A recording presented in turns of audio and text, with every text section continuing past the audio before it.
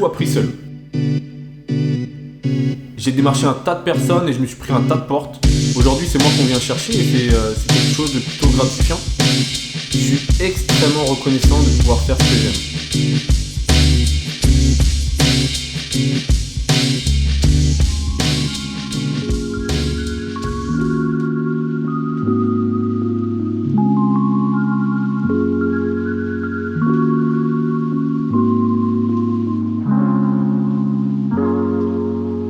Ce qui est important, c'est d'être fier de ce qu'on fait.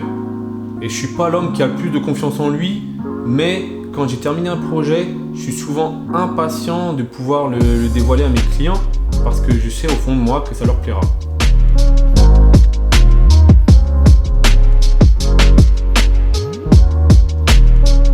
Je parle de clients, mais j'aime pas trop ce mot. À force d'apprendre à les connaître, de découvrir leurs envies, leur personnalité, je crée des liens avec ces personnes qui m'ont fait confiance. Je vais pas dire qu'ils deviennent des membres de ma famille, ni des amis, mais je trouve que le terme client est beaucoup trop impersonnel pour les moments qu'on partage ensemble.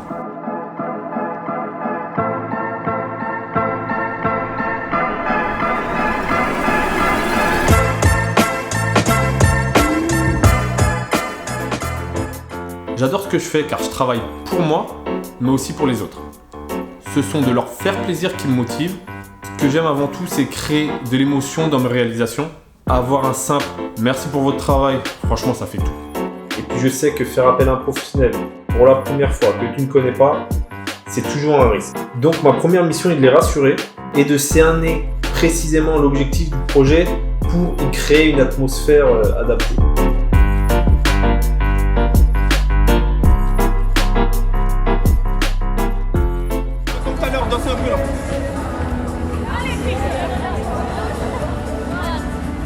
C'est super ça.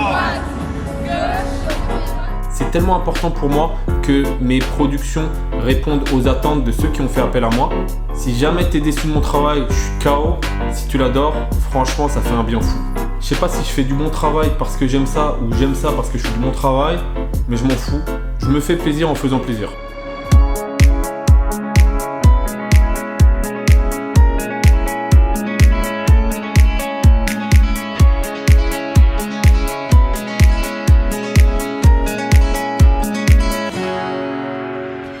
J'ai tout appris seul. J'ai mangé des tutos, j'ai lu les conseils d'un tas de professionnels et j'ai énormément pratiqué. Que ce soit sur la prise de plan, la recherche de matos, la post-production, avec la retouche photo, le montage et l'étalonnage, tout ça, c'est des éléments que j'ai peaufinés et que j'ai travaillé à fond.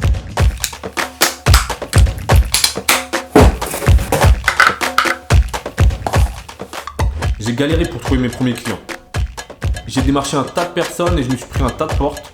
Je me suis démené pour voir où chercher et où me rendre visible. Tout ça pour peu de résultats, mais après il vaut mieux avoir peu de résultats que pas du tout.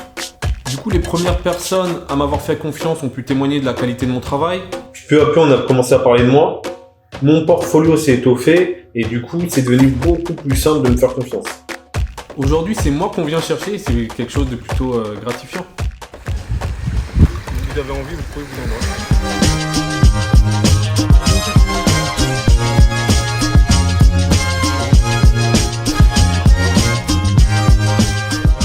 Beaucoup de professionnels sont spécialisés soit dans la photo, soit dans la vidéo, mais moi j'adore les deux, alors j'ai pas voulu faire de choix, ou plutôt j'ai fait le choix de ne pas choisir.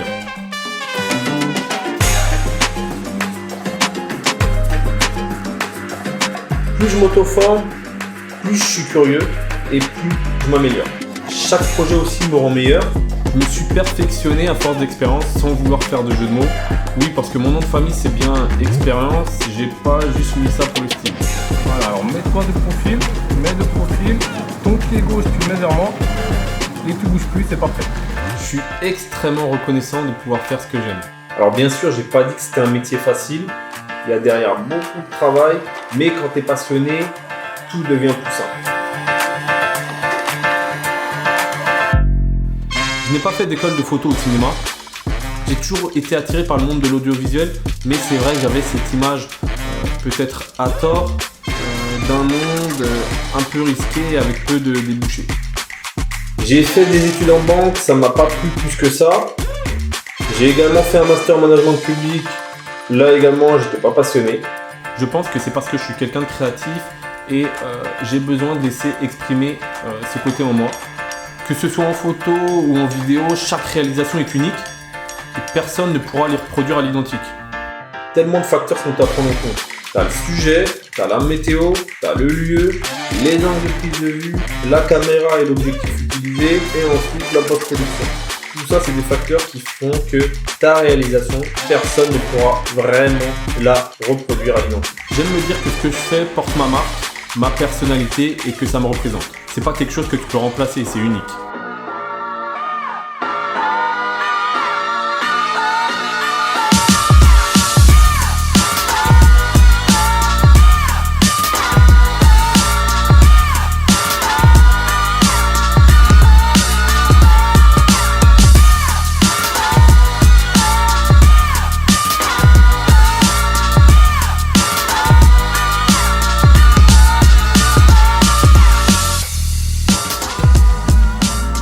En parallèle de mes études, j'ai pas mal travaillé tout en me formant à côté sur la retouche photo, le montage vidéo, la création de sites internet et j'en passe. J'ai également passé les examens théoriques et pratiques de télépilote de drone professionnel. En fait, je n'ai jamais réellement lâché le monde de l'audiovisuel.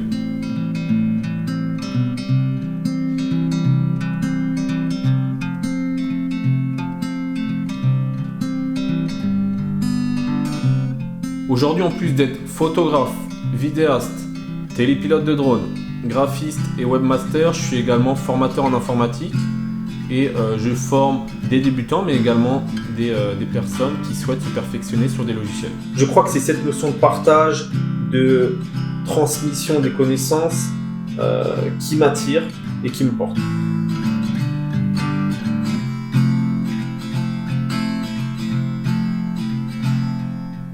Bon, cette présentation était un peu spéciale pour moi parce que ceux qui me connaissent savent très bien que je suis pas le plus à l'aise ou le premier pour raconter ma vie. D'ailleurs, j'ai pas tout raconté, loin de là. Mais bon, voilà, j'espère que ça vous aura permis de me découvrir à la fois moi et mon travail. Et puis, qui sait, peut-être qu'on aura l'occasion de se rencontrer, d'échanger si jamais vous avez un projet en tête. Take a wreck, so hey, she already know I'm coming. Let's get it. It's lit. Just take a look at the drip. You boys don't get fired in this. Roll a dope, yeah, I'm high as a bitch. Wait, it's lit. Get that little bitch a little tip. Now she wanna suck on the dick. She wanna catch all of the drip.